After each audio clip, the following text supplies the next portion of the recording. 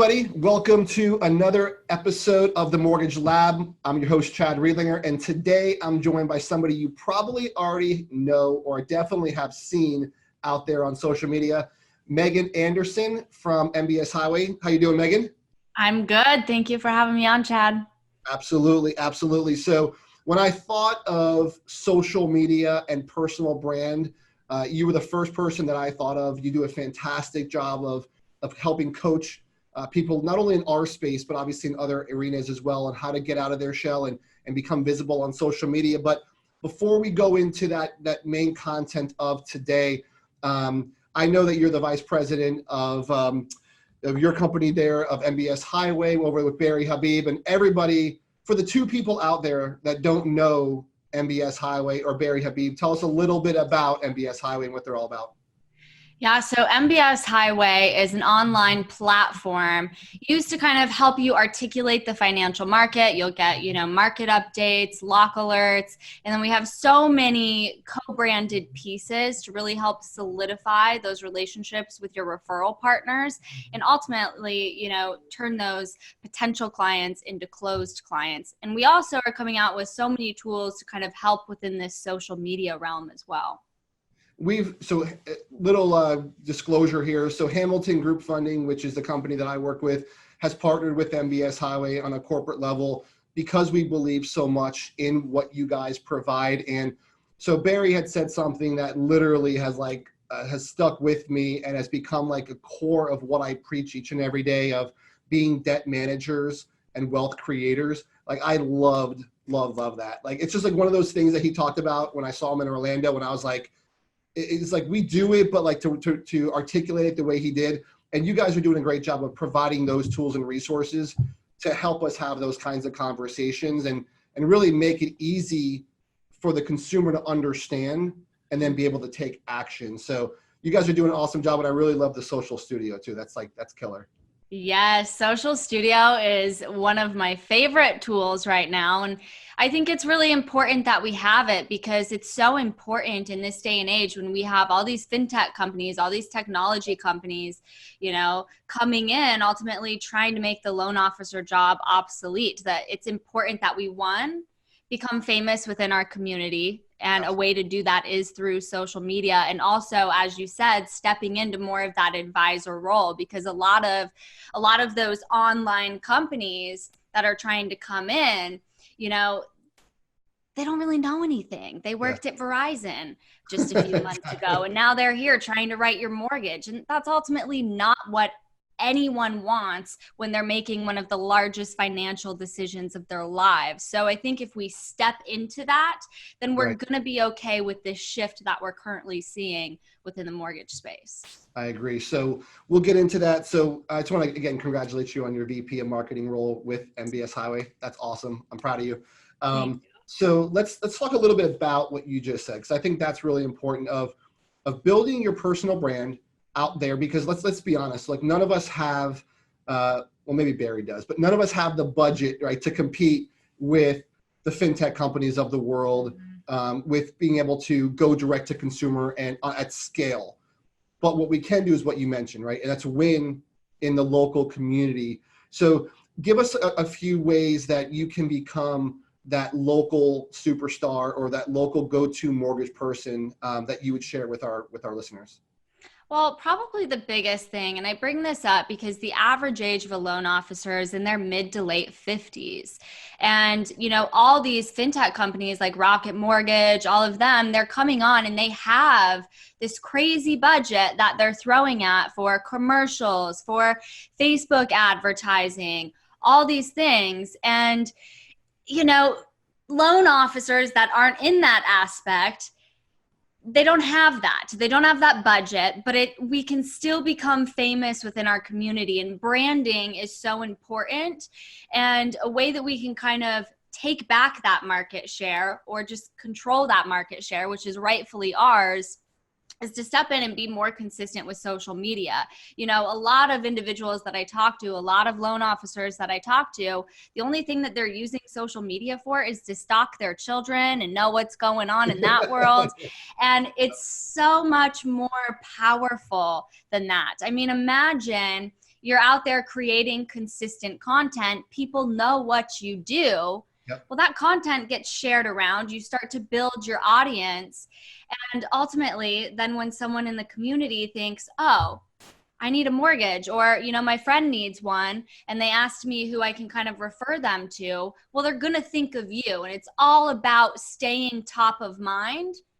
And someone would so much rather prefer to work with someone local and someone Right. that they can trust than, again, someone that worked at Verizon a few months ago and is now sitting behind a desk answering phone calls trying to write your mortgage. Yes, they're the order takers. And I think that what we need to make sure that we help our originators do is become the trusted advisor, right? Yeah. And so obviously that's a big part of your guys' mission with MBS Highway is being that trusted advisory role.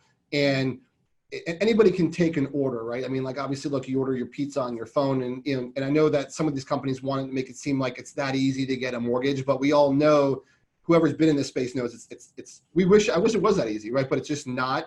And also, you got to learn more about each client and really dig into their overall financial profile. Because let's face it, like, nobody, even their accountant, doesn't know as much about what's really going on in their financial life as we do. Like, we have access to their credit, their income, their assets, right? Their marriage, their kids. I mean, we know what's going on, and it's our job, if we want to stay relevant.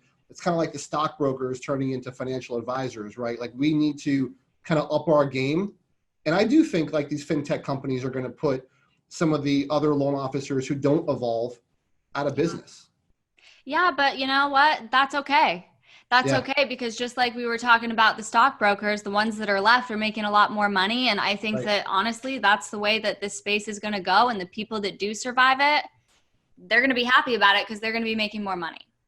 And the cream rises to the top. So let's also talk a little bit about like the types of content for them to put out there. So I know I watch you and the stuff that you do on social media, and you do a really good job of putting a blend of content out there, right? So it's so tell us a little bit about, like, kind of your mindset in how you come up with the content you're putting out.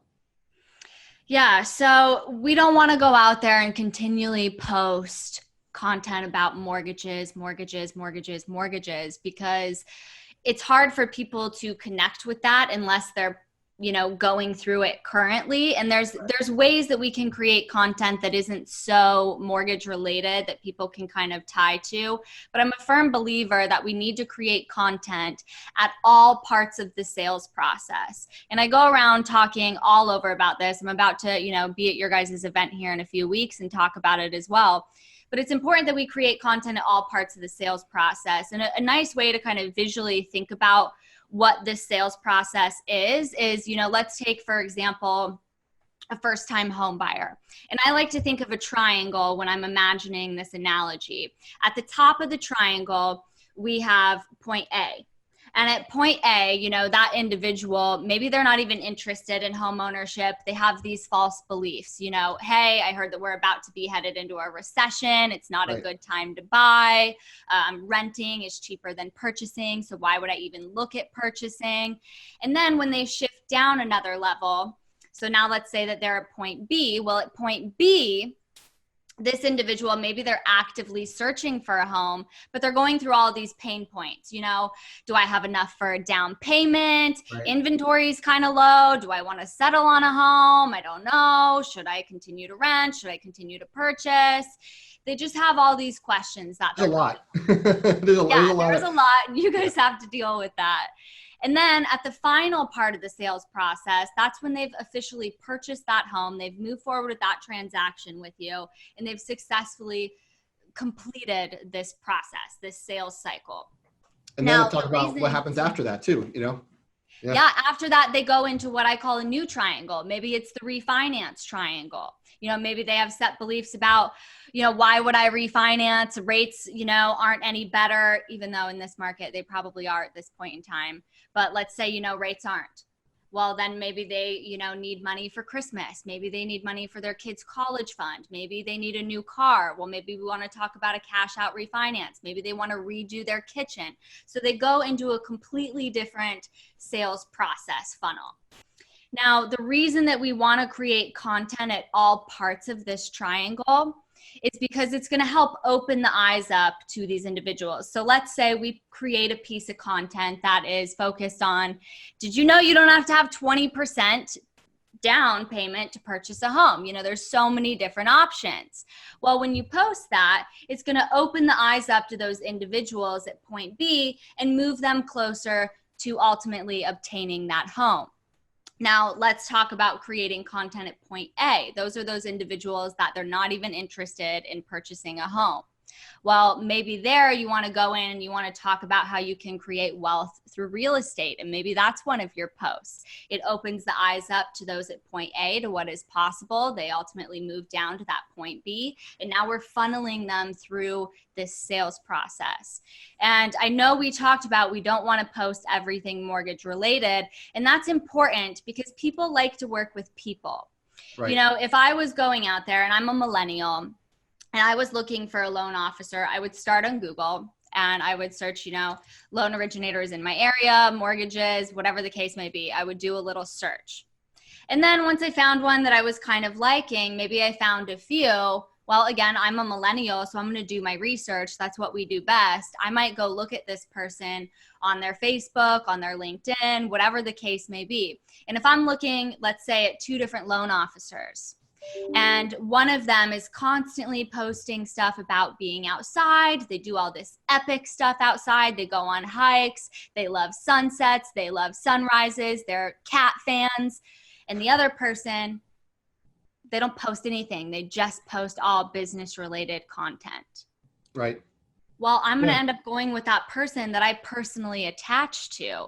And so that's another reason that we need to be posting, you know, this personal kind of content, because it gets people to know, like, and trust us. And people do business with people they know, like, and trust. Right. And people, right? So I think that's the key here is to be a real person. And look, and it's not like you don't need to try to put on a facade of like that, you know, you're like, just be you, right? So be who you are. And then those types of people are going to connect with you. So if you want to talk sports or you're talking your dogs in the park or whatever that might look like, your kids, just to show that you're a real person. And that's the kind of content that you sprinkle in. And look, some people are more open to sharing that personal type of stuff than other people are. Like some people are really trying to keep that, you know, personal and business separated. And that's cool. I think, you know, where you can go with that sometimes too, to not talk mortgages all the time, is still keep it in the financial arena, but not necessarily mortgage. And so like for me, I would, you know, you take your personal experiences. So there's an app that I use all the time that I really like. So like, as an example, I talk about Credit Karma. There's a lot of myths about that. So I like to talk about the myths of the Credit Karma. But one of the other ones I use is Clarity, which I really like. And that's probably my favorite app right now. It's probably the scariest for my wife because now I literally see, like, it pulls in everything from all the different like credit cards and checking accounts and investments and all this stuff and puts it all into one place. And so you can see where you're spending your money, like how much is going to Amazon, like that. Now I know, right? So, but it's really cool. And so that's a kind of conversation thing you can educate people on. And it's not mortgage related, but it's not personal, but it's still in that financial advisory role that you can play and educate, you know, people. And you mentioned something also about the 20% down payment. It's crazy to me how much, like, we're constantly doing, like on our show, Two Takes, we talk about this all the time, like all these misconceptions of home buyers.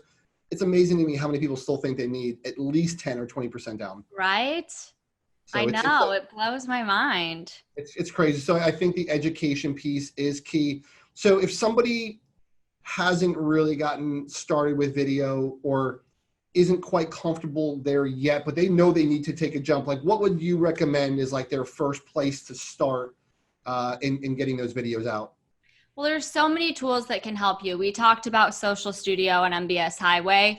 I really believe that that is such a great tool for people that are uncomfortable with video, because what it does is it turns your computer screen into a teleprompter. You can adjust the font size, you can adjust the speed. We already have scripts in there. You know, is it better to buy? Is it better to rent? Should you worry about, you know, a recession? When should you refinance? We have all these scripts in there. And a lot of them are county specific too, because we have the data for every single county in the United States. And all you do then is you just sit there and you read it. And that helps because one, you know that it's going to be valuable information that people need to hear, but also it just helps you get over your fear of going out there and doing it. A lot of times the reason people never get out there and do it is because one, they have all these fears of judgment. You know, I hate the way I look. I hate the way I sound. How do I know people are going to find it valuable? But also, you know, it takes a lot to kind of sit down and think about, what am I going to say on this video? So I love that tool because it really helps get rid of that and get people comfortable with creating consistent video. But there's other ways to go about it too. You know, we all follow people on social media, and as much as we want to say we're going out there and creating new, authentic, never created before content, it's just not true. Everything out there has been created. It's you taking it and using your little spin on it and adapting it to you. So I encourage you, and this is a great exercise, is go out there. Maybe you set an hour, half an hour, whatever the case may be. You go on Facebook, you go on Instagram, whatever it is, and you go look at accounts that you like. You like the content that they're putting out. Take screenshots of it, put that all in one document, and then that'll give you a better idea of the content that you're going to create and how to create it. Again, you're not recreating new content. You're just kind of taking your own spin, and feel free to utilize that. That can really help you with getting comfortable and confident. And another thing, when it comes to the aspect of, I just don't know what to make this video on, this is another really great exercise. So each and every one of you loan officers that are listening right now, you guys have to deal with a lot of problems, okay? You have to answer a lot of questions. You have to put out a lot of fires. And here's the exercise that I recommend. Take out a piece of paper, set a timer for 10 minutes. And I want you to think about that target audience that you want to reach through your marketing efforts. And a target audience, in my eyes, you know, a lot of marketers out there will say, no, you just need to target to the one audience that you want to be doing work with. But I really believe that there's 3 different types of target audiences that we need to be focusing on. And the first one is, what are those clients that by the time you're done giving that transaction, going through that transaction, your energy is refueled because you love helping them. Maybe it's single mothers that just went through a divorce. Maybe it's first-time home buyers, and you just get really excited about being able to help these people. Well, that would be a target audience. Another target audience is, what is the market currently giving you? You know, we just went through a refinance boom. So for a while, you know, the market was really handing us refinance opportunities. So that would be another target audience. And then the third target audience is, you know, do you have an area of expertise that maybe other people in your office don't have? You know, maybe you know a lot about reverse mortgages, whatever the case may be. That would be another target audience. So I want you to take some time, write on a piece of paper at the top of the page what your target audience is. So maybe it's first-time home buyers. Then I want you to set a timer for 10 minutes, and I want you to list out every single question that you have to answer on a repetitive basis. 10 minutes will be enough. Yeah. So you're going to come up with a full page in the matter of this 10 minutes. And then all you need to do is you need to turn that into content. Answer that question in a short, engaging video for social media. And the great thing about doing this is, yes, with everything, there's a learning curve, and it's probably going to take you at least it depends on how much you judge yourself. It might take you 10, 20 takes to create your first video. You'll get better with it over time, trust me.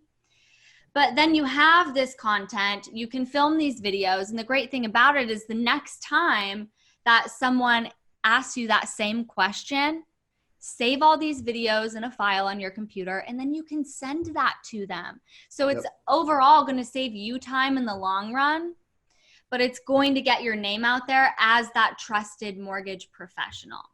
That was one of the best. It's going to build your reputation. Branding is all about our reputation.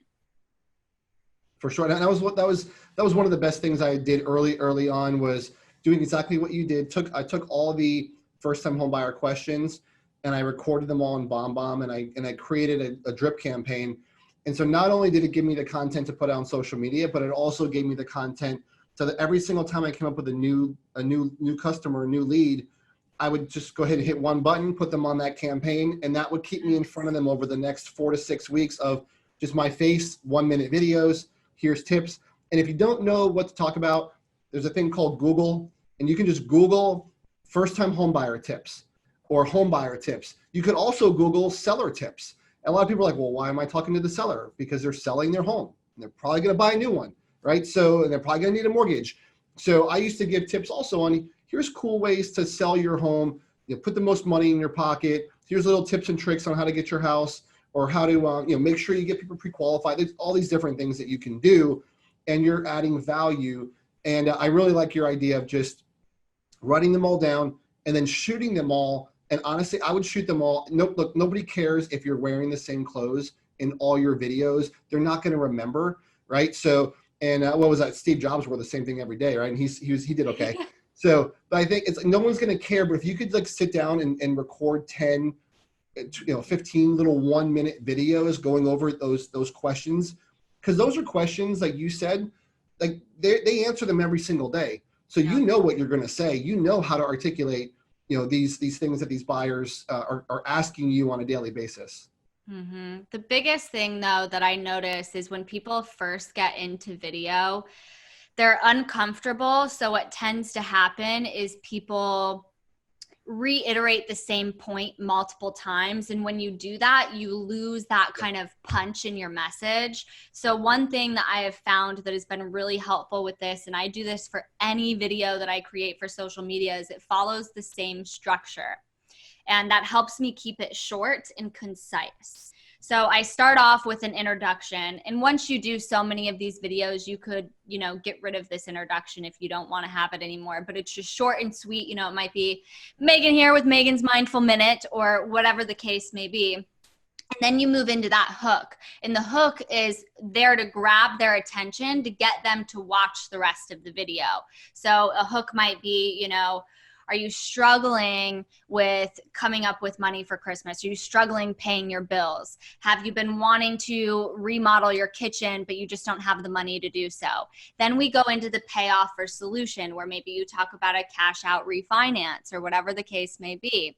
And then you move into the call to action. And the call to action is so important. We need to have a call to action on all of this content that we're creating. And a lot of the times when I say call to action, people are like, oh, I have to be salesy. Yeah. I don't want to be salesy.